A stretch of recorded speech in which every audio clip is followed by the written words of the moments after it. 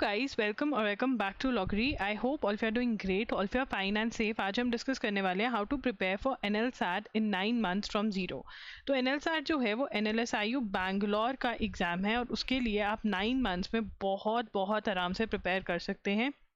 यहाँ पर हम सिलेबस डिस्कस करने वाले हैं, हर एक सब्जेक्ट के कौन से टॉपिक्स आपको कवर करने हैं, कैसे कवर करने हैं, कौन सी बुक्स चाहिए रहेंगे आपको, कौन से रिसोर्सेज चाहिए रहेंगे, एंड मैं आपका टाइम टेबल भी आपको प्रोवाइड करके जाऊंगी कि कैसे आपको अपनी प्रिपरेशन स्टार्ट करनी है। चलिए स्टार्ट करते हैं। कौन कौन एम कर रहा है NLSIU बैंगलोर के लिए, ये ज़रूर इन द कमेंट सेक्शन लिख कर जाना।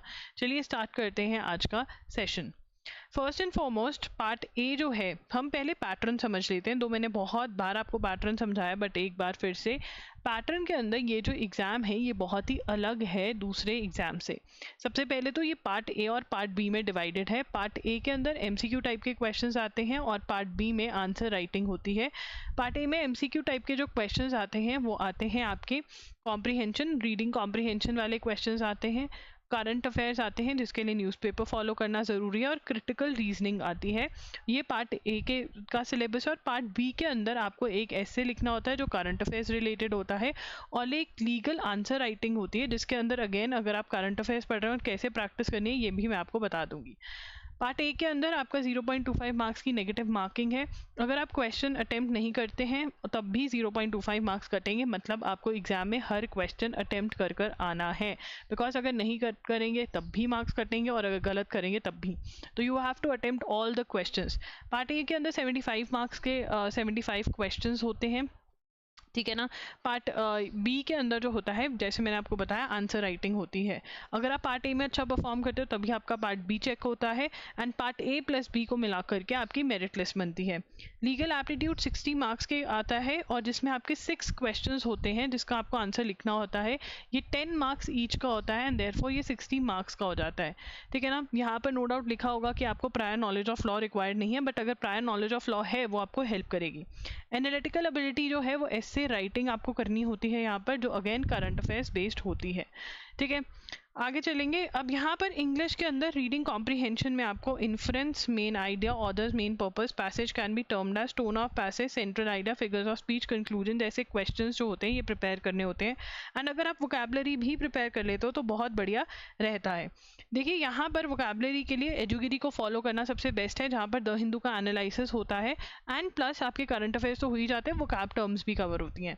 रीडिंग कॉम्प्रीहेंशन कवर करने के लिए स्टेप 1 ये रहेगा कि आपने एक टॉपिक उठा लेना है, कोई भी एक टॉपिक हर रोज़ उठा लेना है और उसकी गूगल पे रिसर्च करनी है। loggery.com पे मैंने फ्री PDF शेयर किया हुआ है, उसको स्टडी करना है कि उसमें क्या कह रहे हैं, कैसे इन्फ्लुएंस वाले क्वेश्चंस होंगे, कैसे क्या होगा, वो आपको स्टडी करना रहेगा।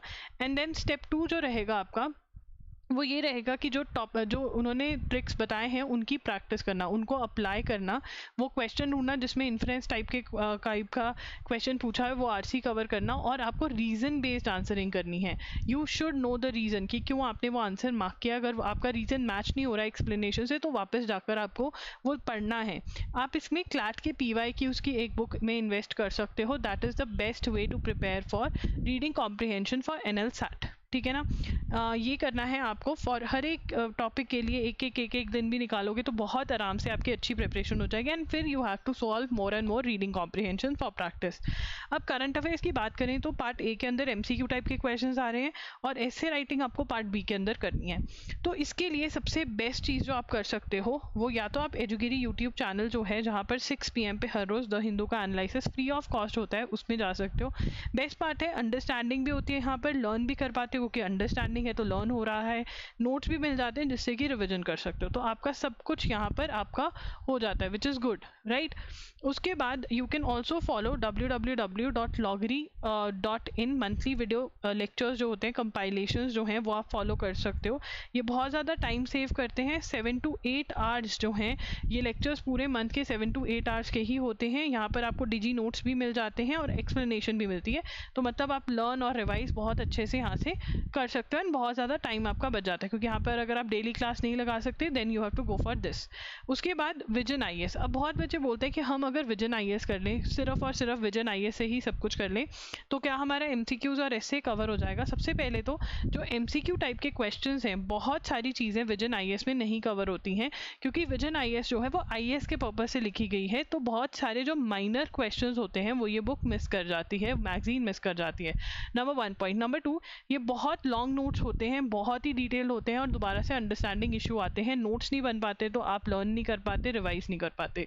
सो इसीलिए I won't recommend vision IAS. Vision IAS आप ऐसे साइड बाय बुक पढ़ सकते हो, जब आपका सब कुछ हो गया, आपने अच्छे से थ्योरी पढ़ लिया, आपने हमारे एमसीक्यूज लगा लिए हैं, अगर आपके पास टफ टाइम है then you can run through Vision IAS. नहीं तो जो ये वाली चीज़ें हैं that is more than sufficient. अब अगर हम ऐसे राइटिंग की बात करें तो देखो आपको इन्फॉर्मेशन जो है यहाँ से इकट्ठी हो जाएगी, जो आपको ऐसे राइटिंग में फैक्ट्स देने हैं, जो भी चीज़ें देनी है वो इन्फॉर्मेशन आपके पास हो जाएगी। प्रैक्टिस कैसे करनी है ये भी हम डिस्कस करेंगे, बट उससे पहले I want to tell you that it is very very important that you start studying editorials, कि जो एडिटोरियल्स हैं उनको आप अच्छे से करें, ठीक है ना। You should read them by your self. आप ट्राई करें कि आप हर रोज़ द हिंदू के एडिटोरियल्स जो हैं आप वो खुद से पढ़ें।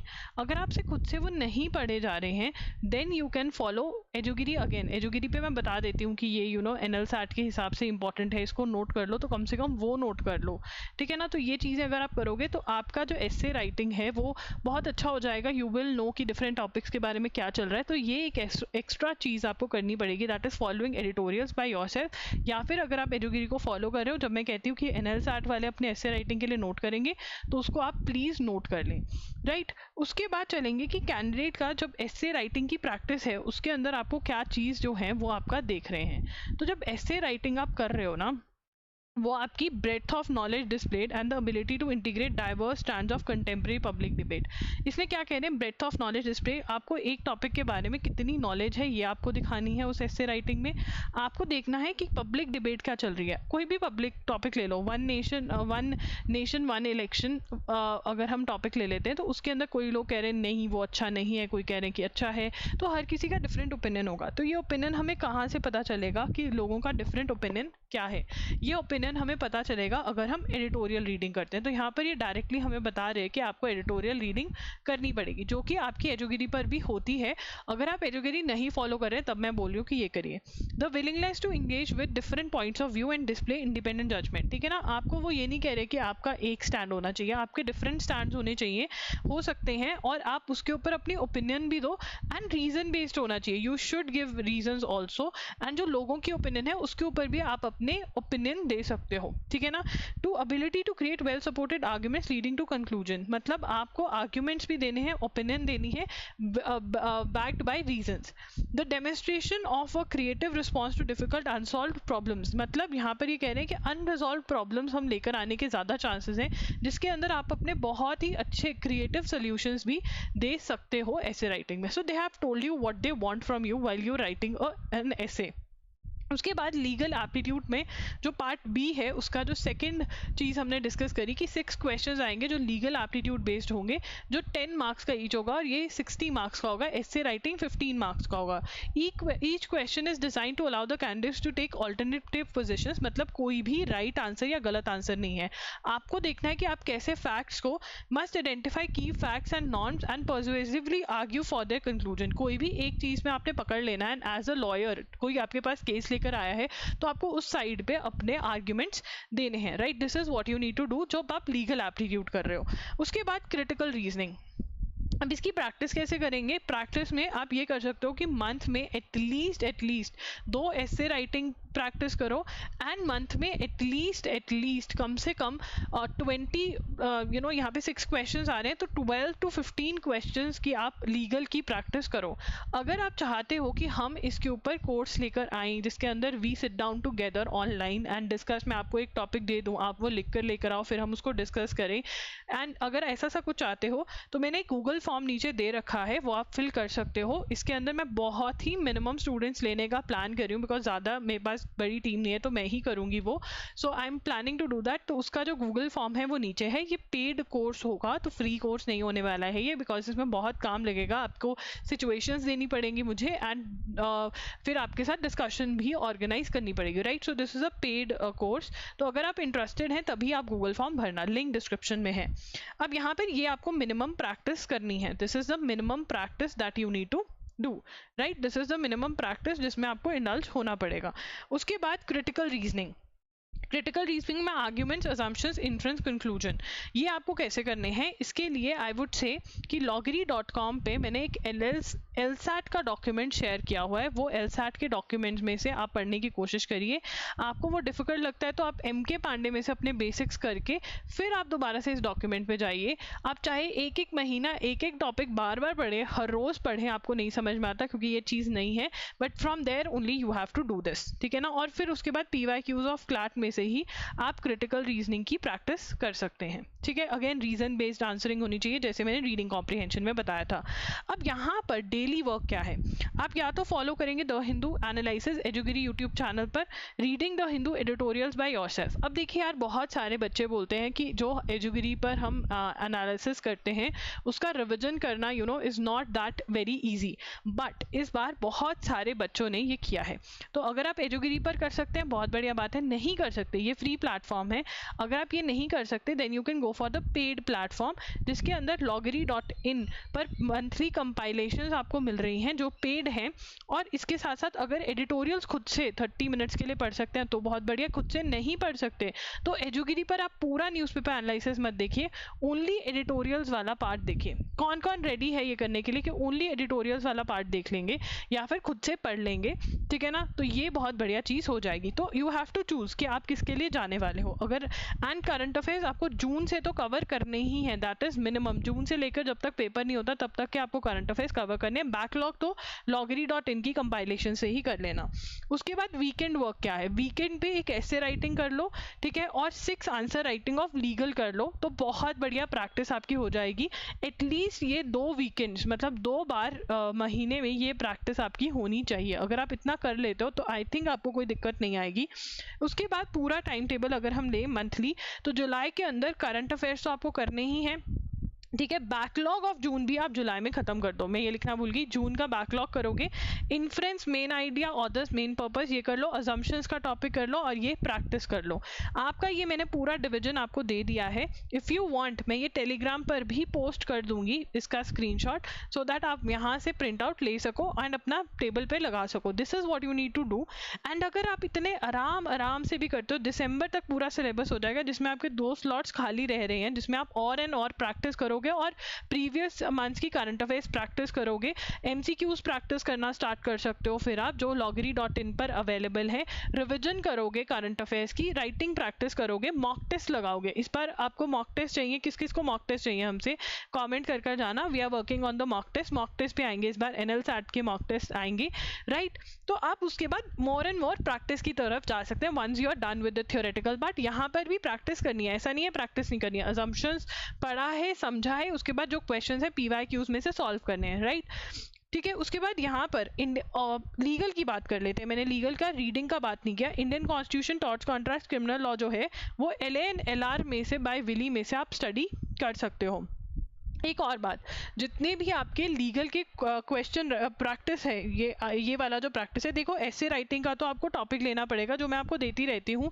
जब आप एजुगिरी को वॉच करते हो वो टॉपिक्स आपको वहाँ पर मिलते रहते हैं, राइट। अब मैं इंश्योर कर दूंगी कि किसी वे में एक जगह पे हम वो इकट्ठे करने लग जाएं, ठीक है। अब यहाँ पर जो लीगल वाले टॉपिक्स हैं, ठीक है, तो यहाँ पर आप लीगल की प्रैक्टिस फैक्ट और प्रिंसिपल वाले क्वेश्चंस में से प्रिंसिपल रिमूव कर दो और सिर्फ फैक्ट पढ़कर आंसर देने की कोशिश करो कि अगर आप जज होते तो आप क्या डिसीजन देते, how would you have done that. अगर आप ये प्रैक्टिस कर लोगे तो बेस्ट रहेगा फॉर लीगल, ठीक है ना। तो ये आप प्रैक्टिस कर सकते हो। पहले you have to make sure कि आप थ्योरी और MCQ सॉल्व करो हर चीज़ की, and then you can do more practice in the form of mock test and answer writing, ठीक है ना। सो गाइज, अगर आपको आंसर राइटिंग का हमारा जो कोर्स है वो ज्वाइन करना है तो जो फॉर्म दिया हुआ है मैंने वो ज़रूर भर कर जाएं, right. And also you can get connected with us on Instagram, we are there by the name @IamLogri, and Telegram पर भी हम लॉगरी के नाम से हैं, वहाँ पर भी आप हमारे साथ कनेक्ट हो सकते हो। टेलीग्राम पर every now and then you should keep a check कि अगर कोई भी वीडियो आपके एंट्रेंस एग्जाम जो आप दे रहे हो उससे रिलेटेड है तो उसको आपने देख लिया, तो उससे you will stay updated. I know the kind of problems that you face because a lot of our students have cleared almost all the entrance exams. तो मुझे पता है कि कब क्या प्रॉब्लम आएगी, तो आप वो वहाँ पर टेलीग्राम पर फॉलो करोगे तो यूट्यूब पे भी अगर आपका मिस हो रहा है तो टेलीग्राम पे यू विल नो कि हम क्या पोस्ट कर रहे हैं। और इंस्टाग्राम पर भी आप डीएम कर सकते हो, कमेंट्स में भी आप अपने डाउट्स ड्रॉप कर सकते हो कि कैसे क्या हेल्प चाहिए आपको, तो कमेंट्स में you can drop. That's it, लॉगरी signing off. I will see you super soon, bye and take care.